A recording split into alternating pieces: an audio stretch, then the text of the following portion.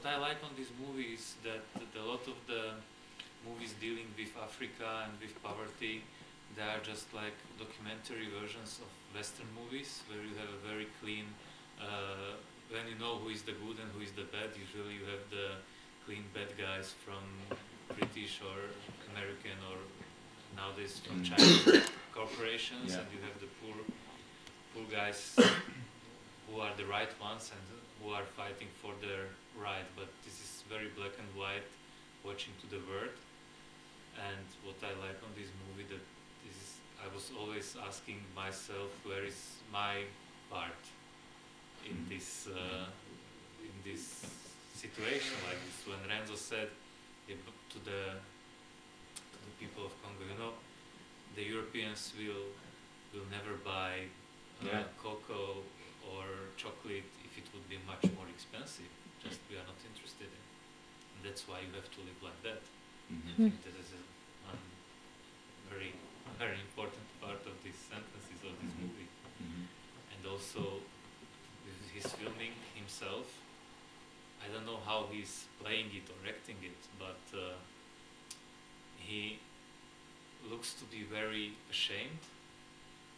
Like when he's doing interviews, you know, he's not the guy of, usually we know from the activist documentary movies, who's just pushing and go forward. But he's really like, he's a little bit ashamed to ask, and he's just like, okay, thank you.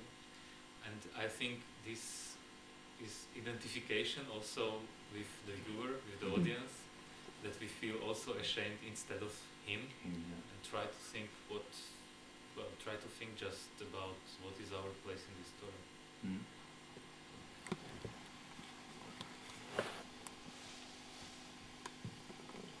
I think he's right. What he said, like this sentence, what he is this like, yeah, we don't want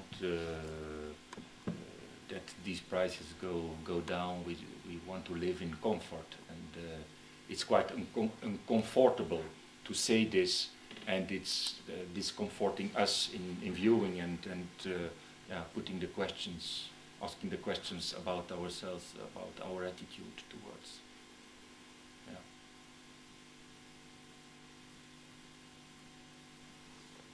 Isn't it dangerous to make such a film? Yeah, but he in the interviews also he said it is dangerous to make it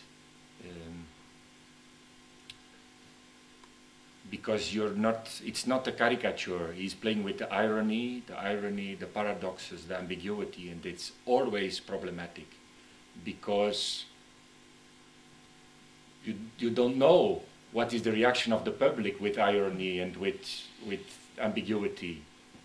And also with revealing this situation. Yeah, that's so.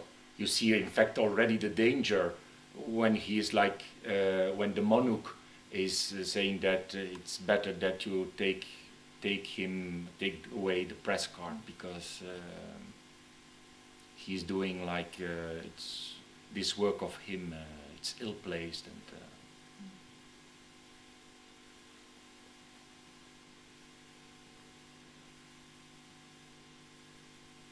and you see already like this, what I told in the beginning that he wanted to make this, okay, it's like the artist who is saying that, of course, the medieval altar piece with the two side tableaus and then the centerpiece, and at the end of the film you have the link, what is also, of course, in such a painting, you have already the link with what will come. You have the song by Jacques Brel, Quand on n'a que l'amour, and his centerpiece will be about love. So there are some elements. And in his editing, you have seen it also, like he's very, it's kind of the contrast montage, really, when to have the, always this, to see the poverty, and immediately after that you see the man of the plantation. We have seen this malnourished, badly nourished children, and then you see the man in his office, and yeah, it's possible that perhaps 16 on 800 workers. Could be even if it is. It's always like this kind of dialectical montage, what he does, the same also with the people coming with the plane, and then the naivety of the African people, who says, we don't know, God, but we can't see it with the eye.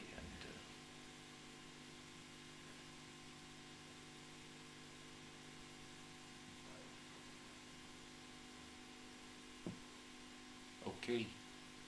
It was interesting how he asked very simple things, which revealed to be very powerful. Yeah. But at the same time, when I ask a very simple thing, what he gained by doing this, if he helped somebody at the end, I can see now that he helped one man and his family. He fed him, and he questioned many doctors who might help much more people. Yeah. It was quite confusing, because the same way as he asked photographer if he's owner of the picture. Mm-hmm. Well, without the photographer, he wouldn't have the film, his movie, because it was mostly about photographers. So it's like a chain reaction, and where it ends, because there was one important point for me, how he met another photographer who was doing basically the same thing. So at the end of his journey, he met another guy who came investigated on human rights. Yeah. Yes. Yeah. This is also where what you say. Where does it end? It doesn't end. It goes on and on, because when you say he gives the image that he's helping one family, but I think he's giving one big meal to the family, to the man who answered all his questions about how poor he is, and but then after that everything stays, and he's very clear in his message. Like, you will see, how long are you working? 10 years, and what have you gained? It was very similar to what